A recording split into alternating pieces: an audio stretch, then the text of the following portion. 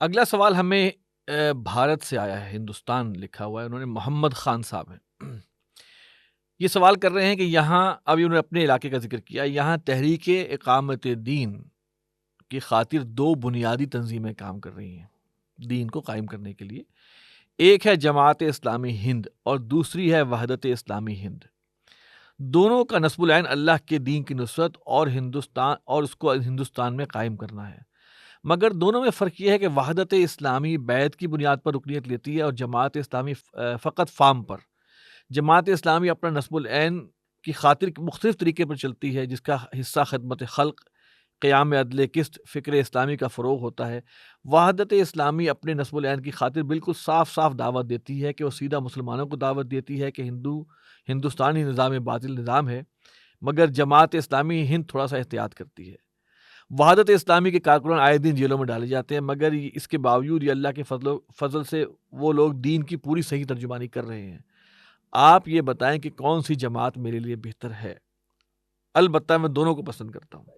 جی، آخری جملہ بڑا پیارا ہے کہ میں دونوں کو پسند کرتا ہوں۔ لیکن پہلے اصولی بات یہ ہے کہ اللہ کے ہاں پارٹیاں تو دو ہیں اصل، حزب اللہ اور حزب الشیطان۔ سورہ مجادلہ میں 28 پارے کے شروع میں اس تناظر میں بات کر رہا ہوں کہ پوری دنیا میں جہاں بھی ہمارا کوئی مسلمان بھائی دین پر عمل کر رہا ہے اور دین کی دعوت کے لیے کوشش کر رہا ہے اور دین کی اقامت کی جد و جہد کے لیے کسی درجے میں کوشش کر رہا ہے، ہمارے لیے اس کے تعلق سے خیر کے جذبات، پہلی بات۔ دوسری بات، ابھی پچھلے ایک دو سوالات کے ذیل میں بات آئی کہ ہمارا علمی اختلاف بھی ہوگا، اور علمی اختلاف ہم رکھ سکتے ہیں اور اس کے باوجود ہم چلنے کی کوشش کر سکتے، اس کی عملی شکل بھی میں آپ کے سامنے عرض کر دوں گا انشاءاللہ تعالی۔ تیسری بات، اب خاص انہوں نے دو جماعتوں کا جو ہندوستان میں کام کر رہی ہیں ان کا تذکرہ فرمایا اور تھوڑے سے ان کے فرق کا بھی ذکر کیا کہ جماعت اسلامی جو ہے وہ رکنیت، جس کو انہوں نے کہا فارم کی بیسس پر ہے، اور وحدت اسلامی جو ہے وہ بیعت کی بنیاد پر چل رہی ہے۔ اور یقیناً جماعت اسلامی کے کچھ امور کا بھی انہوں نے یہاں پر ذکر فرمایا، اور وحدت اسلامی کا ذرا ایک ہارڈ کور قسم کا سٹینڈ لینے کا انہوں نے ذکر اس مقام پر فرمایا۔ دیکھیے، ایک رائے ہماری یہ ہے، خاص طور پر ایسے علاقوں کے اندر کہ جہاں مسلمان مائنارٹیز کے اندر ہیں، کہ وہ اپنے علمی اختلاف رکھیں، کوئی حرج کی بات نہیں ہے، مگر مشترکات پر ان کی ایک آواز بلند ہونی چاہیے، خاص طور پر جہاں پہ وہ مائنورٹی کے اندر ہیں۔ یہ اصول ہم جہاں میجورٹی میں وہاں پر بھی ریکمینڈ کرتے ہیں، اس کی عملی صورت بھی آ جائے گی، لیکن بالخصوص غیر مسلم معاشروں کے اندر ہمارا مشورہ یہ ہے کہ وہ اپنے علمی اختلاف بھی رکھیں اور اپنی فکر اور طریقے کار کے مطابق بھی چلیں، البتہ مشترکات پر ان کی ایک آواز بلند ہونی چاہیے۔ اب آ جائیے کہ جو یہ فرما رہے ہیں کہ بھائی میں کیا کروں آخر، تو آپ فرما رہے ہیں کہ دونوں آپ کو پسند بھی ہیں، تو آپ اللہ تعالیٰ سے استخارہ بھی کر سکتے ہیں۔ البتہ ہم چند اصولی باتیں رکھ دیتے ہیں جو ہمارے پچھلے پروگرامز میں بھی ہم نے رکھی تھیں، تاکہ یہاں یا کہیں اور بھی کوئی اور سوال آتا ہے تو ہمارا موقف ان کے سامنے واضح ہو جائے۔ ہم 5 باتیں رکھتے ہیں جب تنظیم اسلامی کے تعلق سے سوال کوئی کرتا ہے، یہ سوال کرتا ہے مجھے کس اجتماعیت میں جانا چاہیے۔ اس سوال سے پہلے ہم پھر اپریشیٹ یہ کرتے ہیں کہ یہاں تک تو بات آ گئی، یعنی دین کا تصور بھی کلیئر ہے، بالکل کہ اکیلے دین پر عمل نہیں کرنا، دین کی دعوت اور دین کے نظام کے قیام کی جد و جہد بھی کرنی، اور وہ اکیلے نہیں ہو سکتی، اس کے لیے اجتماعیت ضرورت ہے، اتنا تو ہمیں اپریشیٹ کرنا چاہیے۔ اب اگلا سوال ہے وہ جماعت کیسی ہو۔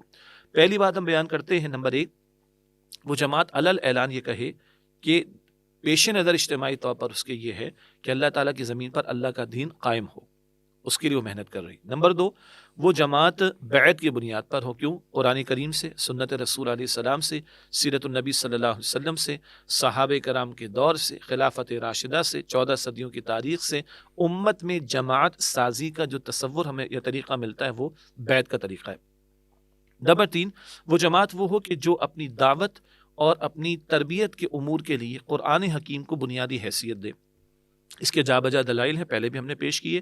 سورہ جمعہ کی آیت نمبر 2 میں نبی صلی اللہ علیہ وسلم کے 4 بنیادی فرائض کا ذکر آتا ہے قرآن پاک کے تعلق سے، یتلو علیہم آیاتہ ویزکیہم ویعلمہم الکتاب والحکمہ، آیات کی تلاوت، تزکیہ کا عمل اور احکام کی تعلیم اور حکمت سکھانا، اور بھی دلائل اس کے۔ تو تیسری بات، قرآن حکیم کو بنیادی طور پر دعوت اور تربیت کا اولین اور اہم ترین ذریعہ بنایا جائے۔ چوتھی بات، یہ کام پہلی دفعہ تو نہیں ہو رہا، تو لقد کان لکم فی رسول اللہ اسوۃ حسنہ، ہمیں رسول اللہ علیہ السلام کی سیرت کو اور آپ نے جو منہج غلبہ دین کی جد و جہد کے لیے اختیار کیا اس کو سامنے رکھتے ہوئے محنت کرنی چاہیے. اور اس حوالے سے میں ریکمینڈ کروں گا کہ بانی تنظیم اسلامی ڈاکٹر اسرار صاحب رحمۃ اللہ علیہ کے بہت قیمتی دروس ہیں، خطابات ہیں، طویل بھی ہیں، خطابات جمعہ ارلی 80s کے منہج انقلاب نبوی کے عنوان سے صلی اللہ علیہ وسلم، وہ کتابی شکل میں بھی اور آڈیو میں بھی مل جائے گا. اور ایک ان کا بہت جامع خطاب ہے ان کی وفات سے کچھ عرصے پہلے کا، رسول انقلاب کا طریق انقلاب صلی اللہ علیہ وسلم، وہ 2.5 گھنٹے کا ہے، کتابچہ کی شکل میں بھی، آڈیو ویڈیو میں بھی. اس کو پڑھ لینا یا اس کی سماعت یا اس کو دیکھ لینا بہت قیمتی رہے گا. چوتھی بات منہج رسول اللہ علیہ السلام کا. اور پانچویں بات، جس جماعت میں ہم جانا چاہ رہے ہیں اس کے ایک فرد کو نہ ٹٹولیں، بڑی پریشانی ہوگی، وقت بھی بہت لگ جائے گا. اس کی قیادت کو دیکھیں، قیادت کو قریب سے دیکھیں. اگر اطمینان ہو، اخلاص ہے، دنیا داری نہیں ہے، للہیت ہے، تو اللہ کا نام لے کر پھر ان کو جوائن کیا جائے. ہم یہ 5 معیارات لوگوں کے سامنے رکھتے ہیں. البتہ ہمارے بھائی کے خاص علاقے کے تناظر میں ہم کہیں گے آپ مشورہ بھی کر سکتے ہیں، وہاں کی گراؤنڈ ریئلٹیز وہاں کے لوگ زیادہ بہتر جانتے ہیں، آپ مشورہ بھی کر سکتے ہیں، آپ استخارہ بھی کر سکتے ہیں. اور اس کے بعد اللہ کا نام لے کر کوئی جماعت تو جوائن کریں. اگر کل بہتر مل جائے تو وہاں چلے جائیے گا. ڈاکٹر صاحب یہ فرماتے تھے رحمۃ اللہ علیہ، بھائی آج ایک جماعت میں آ جاؤ، اگر بہتر مل جائے چلے جانا، مجھے بھی بتا دینا، ٹھیک ہے، لیکن جماعت سے محروم نہ رہے، اکیلے کوئی زندگی نہ گزارے. جماعتی زندگی اختیار کر کے ہی ہم اپنے دینی فرائض کو واقعتاً ادا کر سکیں گے.